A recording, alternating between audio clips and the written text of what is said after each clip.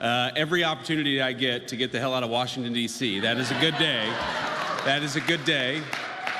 I want to thank Kelly Loeffler for that incredibly kind introduction. You know, Kelly is doing a great job at the Small Business Administration. You all would be shocked if you realized how much fraud we found even at the Small Business Administration. I'm talking about like dead people getting loans from the SBA. We don't want dead people getting loans from the SBA. We want American workers and American businesses getting loans from the Small Business Administration, and Kelly is doing a great job making sure that we do exactly that. I want to say thank you to Paul. It's great to be here at Vantage Plastics, a great American company with great American workers.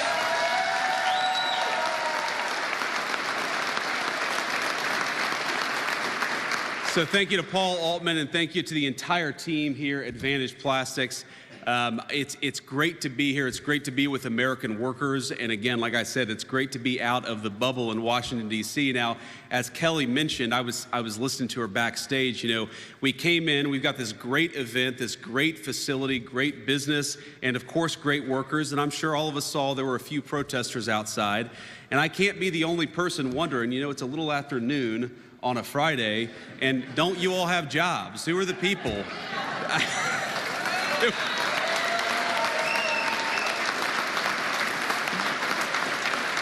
And I think that's one of the reasons why we've got to rebuild American manufacturing and support great companies like Vantage Plastics, because we want those people to get off the streets and back to work. It'd be good for them, and it'd be good for everybody else too.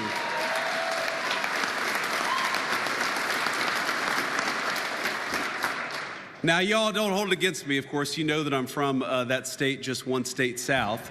But we know in the industrial Midwest that companies like Vantage give Great Lakes states the reputation that we know it is the powerhouse of American industry, and that makes it the powerhouse of world industry.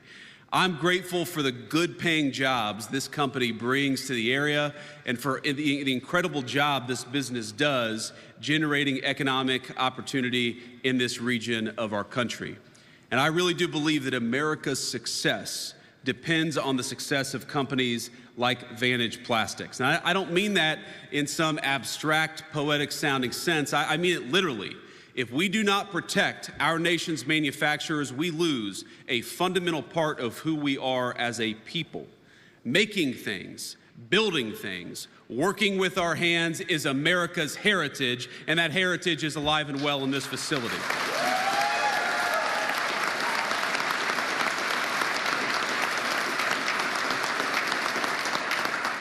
Now, our frontier spirit would have done us little good in conquering the continent if we couldn't manufacture the railway track, the steamboats, the dynamite, and everything else needed to do so.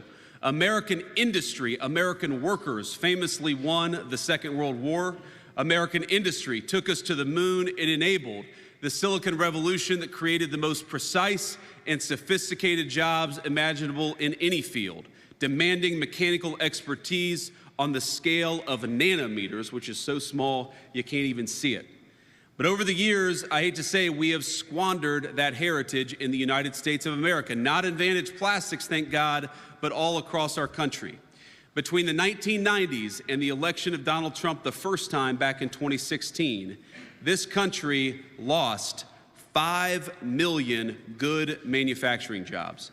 And we saw over 90,000 American factories, great American factories, shut their doors. And as I know I don't have to tell anyone here today, when we lose the ability to make our own stuff, we abandon a way of life, one that has sustained towns like Bay Cities and countless other communities from Middletown, Ohio, to a ton of communities all across the Midwest. Being able to make things is good because it creates self-sufficiency as a nation, and it creates self-sufficiency in our people. And more importantly, manufacturing jobs are good for our workers. Now, we know this. You all know this. They pay a premium of 10% compared to wages in other fields and other roles. They often come with the good benefits and the good job creation that drives the kind of economic opportunity that we want to see in our country. When we deindustrialize, when we lose those good jobs that allow us to support families, those are the kinds of things that we lose. And I think that we need a president, and thank God we have a president that thinks we're going to bring it back, and we are.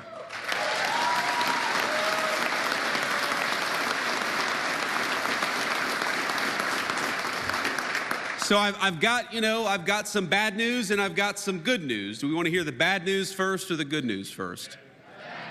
Okay, that's good. You all said bad news, and that's good, because if you had said good news, that would have totally screwed up the flow of this speech. I got to start with the bad news a little bit, then we talk about the good news. But here's the simple truth. The very simple truth is that, unfortunately, the last administration left us with a terrible economy. They left us with sky-high prices. They left us with home values that had doubled in just 4 short years, meaning a lot of American families couldn't afford to buy or to rent a home. They left us with a historic debt crisis. Did you know that in the history of the United States of America, we have never had deficits and debt so high as we had under Joe Biden's leadership? And what did all that peacetime debt and deficit, what did all that spending, what did all that waste and fraud get us? It got us an economy where Americans couldn't afford to buy a home, our families couldn't afford to buy groceries, and our people felt like the American dream was slipping away. Now that is the bad news, but now we can talk a little bit about the good news, because I'm proud to say that thanks to all of you, on January 20th, 2025, we started a great American comeback.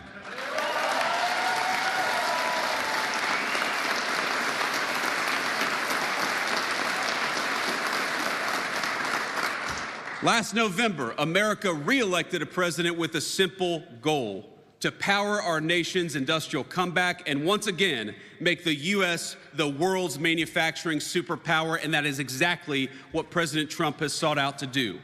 Now, I have to be honest with you, the road ahead of us is long, but we are already, in just 7 short weeks, starting to see early indications of the president's vision becoming our shared American reality. This February, the president's first full month in office, America gained 10,000 American manufacturing jobs. Now, compare that to last year, when under the Biden administration, we were losing an average of about 10,000 manufacturing jobs per month. That's over 100,000 jobs in manufacturing lost in a single year under Joe Biden. And we got to ask ourselves, what has driven the turnaround? Well, first of all, President Trump has been clear about his plan, about our administration's plan. Our goal is to make it easier and more affordable to make things again in the United States of America. If you invest in America, in American jobs, in American workers, and in American businesses, you're going to be rewarded. We're going to cut your taxes, we're going to slash regulations, and we're going to reduce the cost of energy to build things right here in this country that all of us love. But if you try to undercut us and build outside of our borders, the President Trump's administration has got nothing for you. If you want to be rewarded, build in America. If you want to be penalized, build outside of America. It's as simple as that.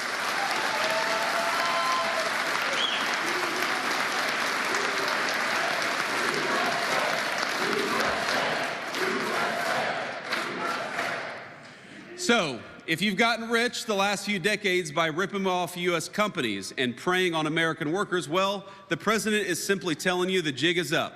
If you want to manufacture in China, which has the worst and most punitive economic policies towards us anywhere in the world, then you are going to have to pay the consequences. And what we're seeing already is that the world is starting to listen. They appreciate that we're in a new era in the United States. So as a result, we're nearing $2 trillion in new investments announced just since President Trump took office. That's not bad. In 7 weeks, $2 trillion.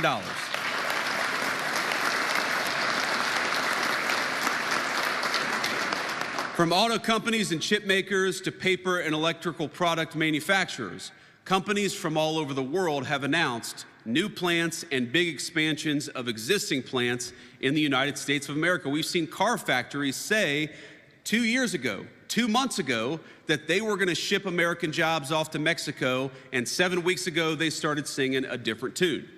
Now, part of our comeback means unleashing America's energy and making it cheaper and making it more affordable for American businesses and workers to do what they need to do. So, day one in office, President Trump ended the Green New scam and ended Biden's war on American energy.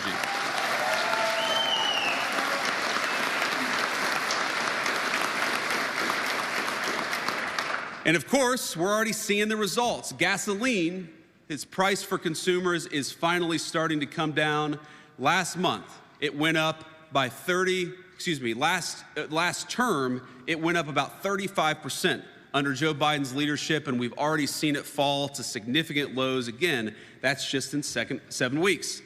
In his first month, President Trump declared a national energy emergency and established the National Energy Dominance Council. He's reopened 625 million acres offshore for drilling and ended Biden's disastrous ban on liquefied natural gas exports, which risked ending 90,000 American jobs and costing $250 billion for our country over the long run. It's over. We stopped it.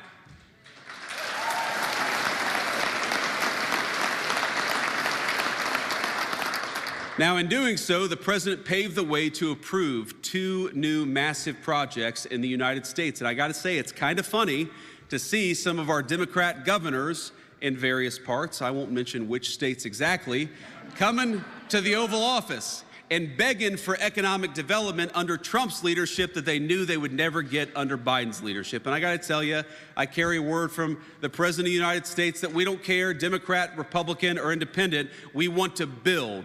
Build, baby, build. That is the slogan, and that is the motto of the Trump administration, and that's exactly what we're going to do.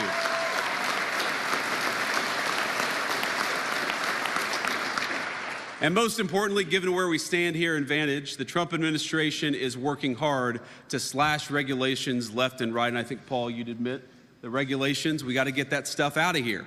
We got to make it easier to build stuff in our own country. We can't have people telling our great builders that if they want to start a factory, or if they want to expand a factory, they're not allowed to. And that is the biggest thing I think the Trump administration is working on when it comes to renewing American manufacturing. This Wednesday, as a matter of fact, the administration announced a historic regulatory rollback at the EPA, which will provide relief from all sorts of heavy-handed rules. These include the Greenhouse Gas Reporting Program, which cost U.S. factories and power plants hundreds of millions of dollars, and that money is now going to be reinvested in American workers. And we remember the Clean Power Plan 2.0, which has imperiled America's grid by creating impossible restrictions on coal and natural gas plants that account for 60% of our power. You can't tell people to build in America while at the same time destroying American energy. That's what Joe Biden did. What Donald Trump is doing is saying, build in America and we're going to help you, we're going to make it more possible, and we're going to make it more affordable.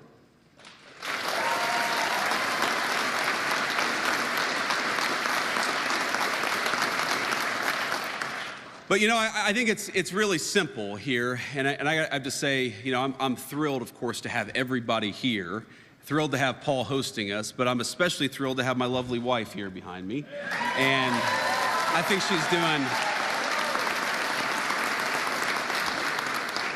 she's doing a great job as Second Lady of the United States, and I'm so proud to have her by my side. And here's the thing, because the cameras are all on, anything that I say, no matter how crazy, Usha has to smile and laugh and celebrate it. So I'm going to be good, though, honey. I'm going to keep to the script here.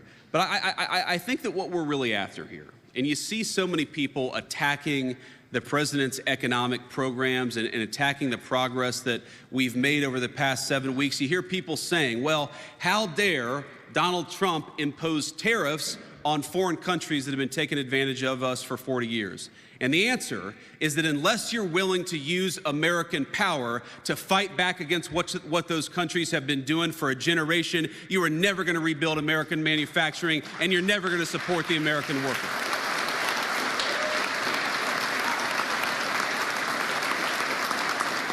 President Trump is done with leaders who talk. We are an administration that is going to do things for the American people and for American workers. Just think about this. When foreign countries make it impossible to ship American cars into their countries, why have we had leadership that refuses to fight back? When we have foreign countries that use slave labor that undercuts the wages of American workers, why have we had American leadership that has refused to fight back? When you let literal slaves make stuff cheaply and then bring it into our country, we all know, you all know, that destroys the wages of American workers. And so now we have an American media that says, how dare Donald Trump stand up for the American worker? I think I speak for the American worker when I say, thank God for President Trump for finally standing up for the American worker.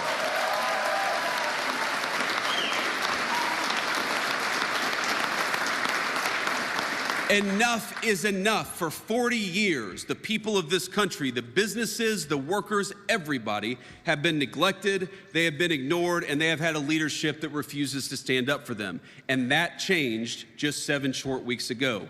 And that basic change, that basic idea that the purpose of the American presidency is to fight for the American people will guide our policy for the next 4 years. And I have to say, yes, this is not always easy, and it doesn't happen overnight. We came into office, again, with the largest peacetime deficits in American history, $2 trillion. We've never seen deficits like that ever, and certainly not outside of a time of war. And we ought to ask ourselves, what did Joe Biden buy with all of our borrowed money? And the answer is not a damn thing. So we have got to take this country in a different direction, and that is what President Trump's economic policies aim to do. We are done selling out the American worker. We are done overregulating American businesses. We're going to be guided by a very simple principle. Build in this country, we cut your taxes, we reduce your regulation, we reduce your energy costs. Build in this country, make American manufacturing great again, and we are going to fight for you, and the president will too.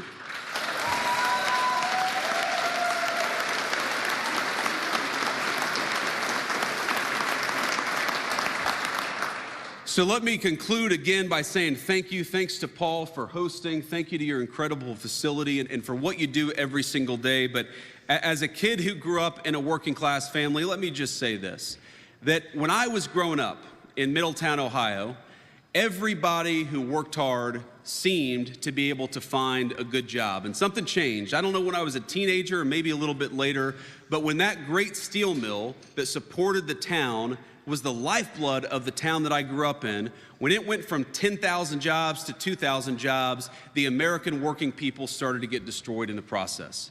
We can't keep doing that. We can't keep running the same exact playbook over and over again, expecting different results. We've got to run a different playbook. And 7 weeks ago, President Trump started to run that different playbook. We are not going to borrow from future generations to buy stuff that the communist Chinese make for us. We are not going to put people on welfare instead of giving them good middle-class American jobs. We're not going to drive housing through the roof. We're going to make it affordable again to afford an American home. That is what we're trying to do. And yes, my friends, it's not going to happen overnight. We're not going to be able to fix everything that Joe Biden broke. But I think after 7 weeks, the progress is pretty good.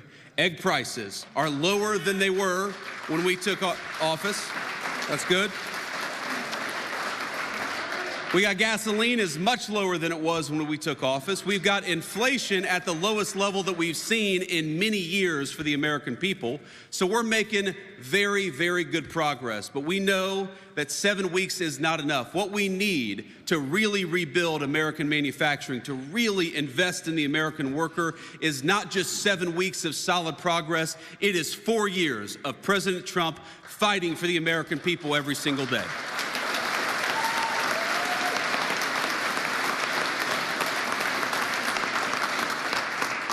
And so let me say, this is not going to be my last stop in Michigan by any means, but as I leave here to go back to Washington, I feel invigorated. I feel invigorated by what you're building at this facility. I feel invigorated by the incredible opportunities that this plant, this facility provides to American workers. I feel invigorated by the fact that you guys are dedicated to your communities, that you're working hard every single day, you're playing by the rules, and you're providing a good life for your families. And I feel invigorated that we finally have a president who is turning his back on 40 years of failed policy in Washington, D.C., and is getting back to investing in and fighting for the American worker. God bless you guys. Thank you all. Thank you for having me.